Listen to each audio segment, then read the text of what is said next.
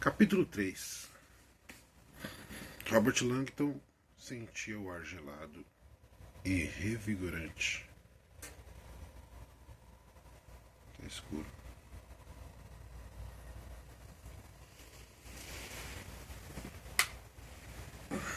Melhorou?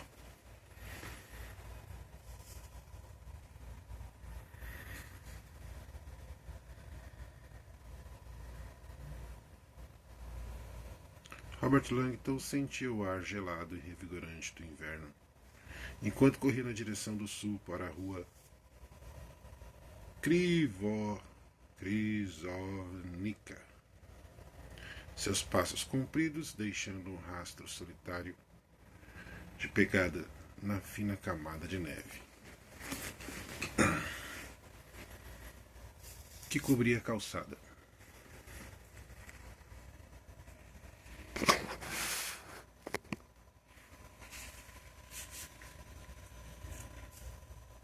A cidade de Praga sempre lhe parecera um lugar encantado, um instante congelado no tempo, por ter sofrido bem menos estragos do que outras cidades europeias durante a Segunda Guerra Mundial. A capital histórica da Boêmia ostentava prédios estonteantes, ainda cravejada com todas as joias da sua arquitetura original. Uma mostra única, variada e intacta de construções romanescas, góticas, barrocas, arte nouveau e neoclássicas. O apelido da cidade, Stovezatá, significa literalmente dos 100 pináculos. Embora na realidade houvesse mais de 700 pináculos e campanários em Praga, no verão, de vez em quando a cidade as iluminava com um mar de holofotes verdes. Diziam que o efeito espantoso tinha servido de inspiração a Hollywood para retratar a cidade das Esmeraldas de O Mágico de Oz. Lugar místico que, assim como Praga, era considerado repleto de possibilidades mágicas.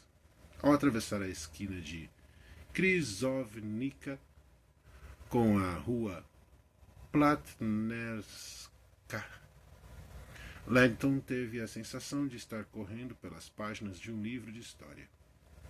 À sua esquerda se avultava a fachada colossal de Clementino, complexo de 2 hectares que abrigava a torre de observação usadas pelos astrônomos Tycho Brahe e Johannes Kepler.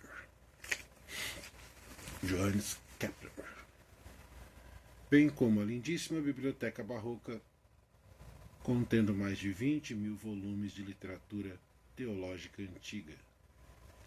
A biblioteca era o local preferido de Langton na cidade, quiçá na Europa inteira.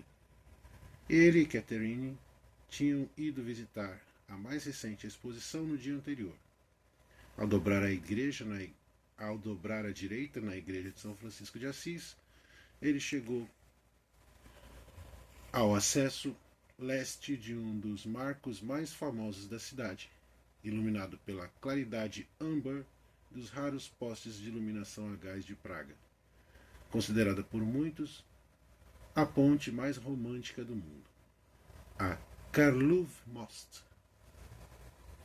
A Ponte Carlos era feita de arenito da Boêmia, e margeada de ambos os lados por 30 estátuas de santos cristãos. Com mais de meio quilômetro de extensão, por sobre o plácido rio Moldova, protegida de ambos os lados por imensas torres de vigia. A ponte havia sido importante rota comercial entre as partes oriental e ocidental da Europa.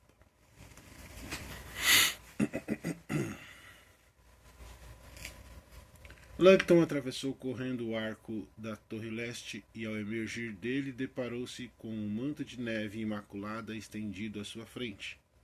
A ponte era só para pedestres, mas naquele horário ainda não havia uma pegada sequer. Estou sozinho na Ponte Carlos, pensou Langton. Um momento único na vida. Certa vez, ele se havia pego. Certa vez,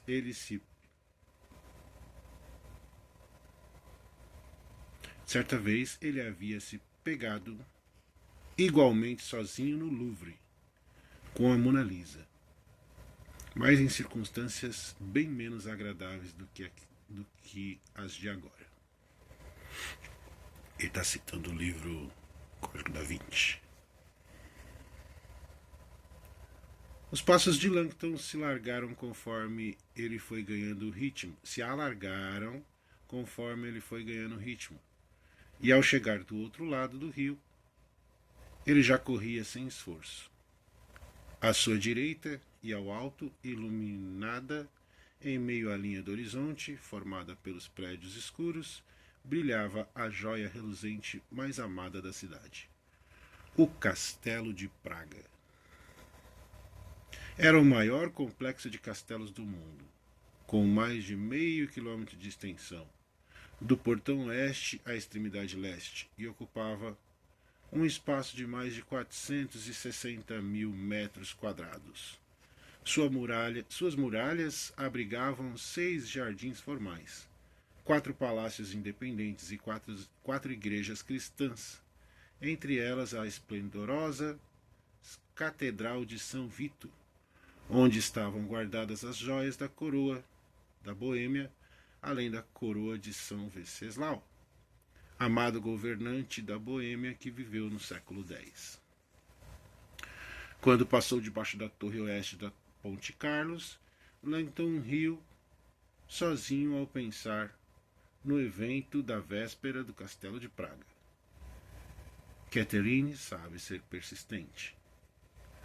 Vamos lá na minha palestra, Robert, dissera ela ao telefonar 2 semanas antes para convencê-lo a ir a Praga. Vai ser perfeito. Você está no recesso de inverno. É tudo por minha conta. Langton refletiu sobre a proposta animadora. Os dois sempre haviam cultivado um respeito mútuo e uma quedinha platônica um pelo outro. E ele se sentira inclinado a mandar a cautela às favas e aceitar a proposta espontânea que ela estava fazendo. Fico tentado, Catherine. Praga é um lugar mágico, mas a verdade é que... Olha, vou direto ao assunto, disparou ela. Eu preciso de alguém, tá? Pronto, falei. Preciso de um acompanhante para ir à minha própria palestra. Langton deu uma gargalhada. Foi por isso que você ligou? Uma cientista de renome mundial precisando de um acompanhante? Só de alguém para fazer bonito do meu lado, Robert. Vai ter jantar dos patrocinadores com um traje a rigor. E depois vou dar uma palestra num salão famoso qualquer. Vlad não sei das quantas. No salão Vladislav? No Castelo de Praga? É, esse mesmo. Langton ficou impressionado. O ciclo de palestras na Universidade Carlos era um evento trimestral e um dos encontros mais prestigiosos da Europa, mas pelo visto era mais elegante do que ele havia imaginado. Tem certeza de que quer um simbologista como acompanhante num jantar em traje rigor? Eu convidei George Clooney, mas o smoking dele está na tintureria. Langton deu um grunhido. Por acaso todos os cientistas noéticos são insistentes assim? Só os melhores. Vou interpretar isso como um sim. Que diferença vão fazer 2 semanas? Ponderou Langton, ainda sorrindo ao alcançar o outro lado da Ponte Carlos. Praga com certeza tinha feito jus à reputação da cidade mágica, uma catalisadora dotada de poderes ancestrais. Alguma coisa aconteceu aqui. Langton jamais esqueceria o primeiro dia com Catherine naquele lugar místico. Os dois se perdendo num labirinto de ruas, de paralelepípedos, correndo de mãos dadas em meio à chuva, com névoa, se abrigando sobre um arco do palácio Kinski, na praça da cidade velha. E ofegantes, à sombra da torre do relógio, o primeiríssimo beijo, que parecera surpreendentemente natural após anos de amizade. Que fosse por causa de praga, no timing perfeito, ou de uma espécie de mão invisível, Langton não fazia ideia. Mas uma inesperada alquimia fora despertada entre os dois e ganhava força a cada dia que passava.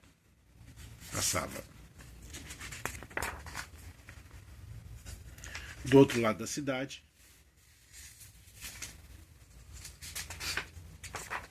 vou falar do Golem agora.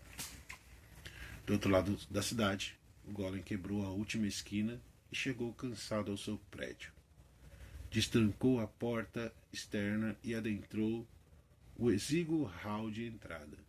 Apesar do recinto estar às escuras, ele decidiu não acender a luz. Em vez disso, usou uma passagem estreita para acessar uma escadaria escondida, que foi subindo sem o menor resquício de luz, segurando-se no corrimão para se orientar. Sentiu as pernas doerem conforme subia, e gratidão ao enfim chegar à porta do seu apartamento. Limpou com cuidado a neve das botas e entrou.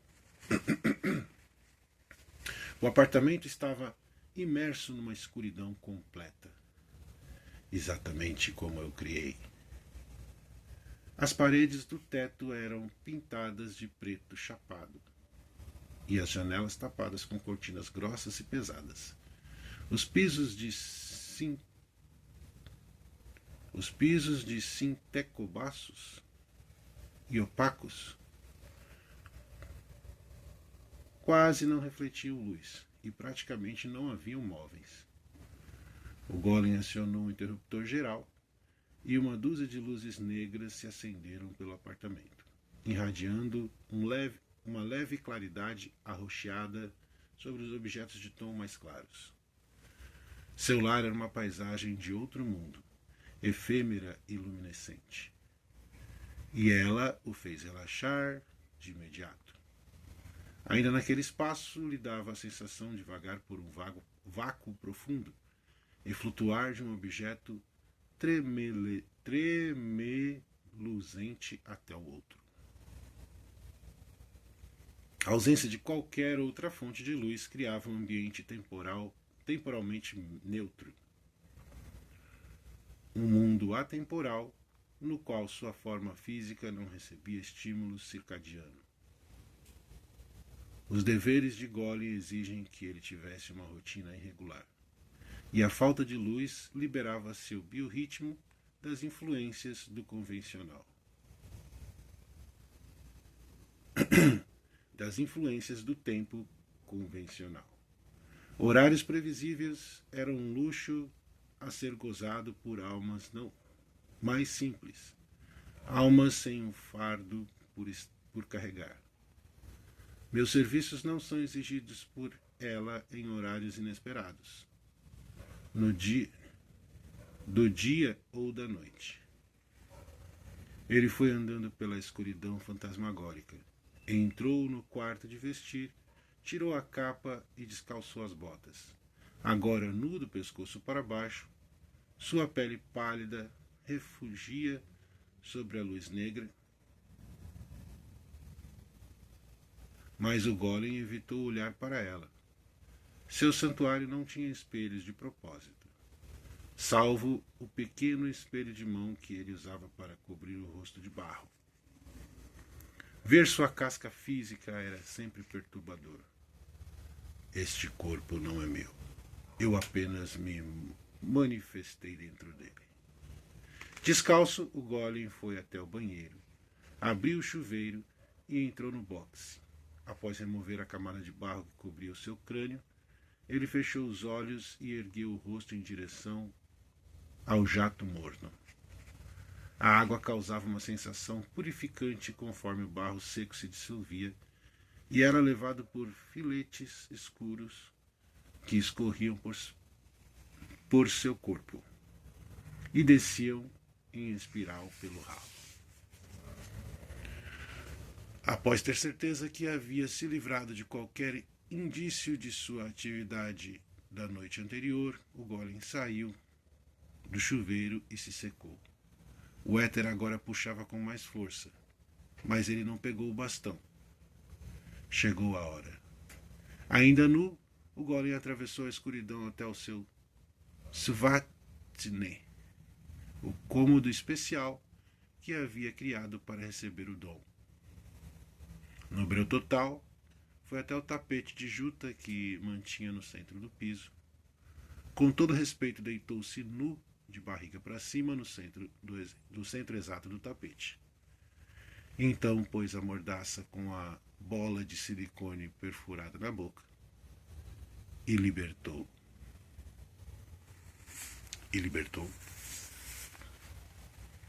Fim do terceiro capítulo.